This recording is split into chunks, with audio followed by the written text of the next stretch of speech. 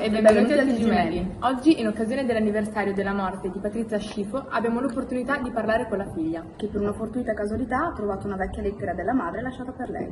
Passiamo quindi la linea al nostro inviato. Riccardo, a te la parola. Grazie Matilde e Rachele per la linea. Oggi sono qua con Angelica Monica, figlia di Patrizia, che oggi, attraverso una lettera, ci racconterà la storia della madre e del nonno.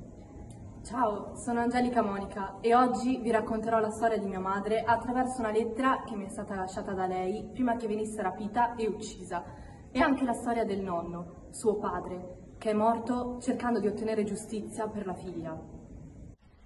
Mia cara figlia, ti scrivo questa lettera che leggerai quando sarai più grande per raccontarti la verità sulla nostra storia, partendo dal principio. Sono nata a Nishemi, da una famiglia nota per mio padre, il quale era il mago di Tobruk.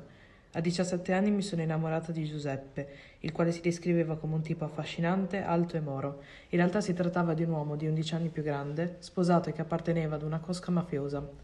Infatti mio padre e mia madre non erano d'accordo, ma essendo giovani ed ingenua, presi la decisione di sposarlo.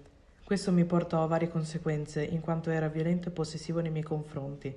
Ma la nascita di nostra figlia, Angelica Monica, è stata la ragione per cui speravo di un cambiamento.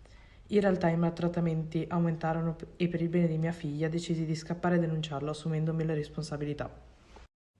Il 18 giugno fu l'ultimo giorno in cui mio nonno vide mia madre. Era una sera come un'altra e mia madre mi aveva appena portato a casa dei miei nonni, dicendo che sarebbe tornata a prendermi la mattina successiva.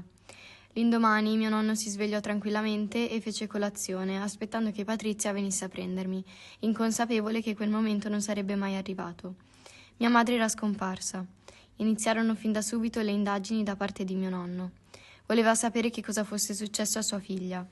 Anche la polizia iniziò a indagare, partendo da Giuseppe, ma egli aveva un alibi per quella sera.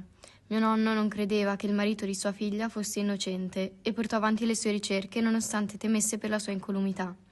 Tuttavia, il profondo desiderio di giustizia per mia madre era più grande delle sue paure.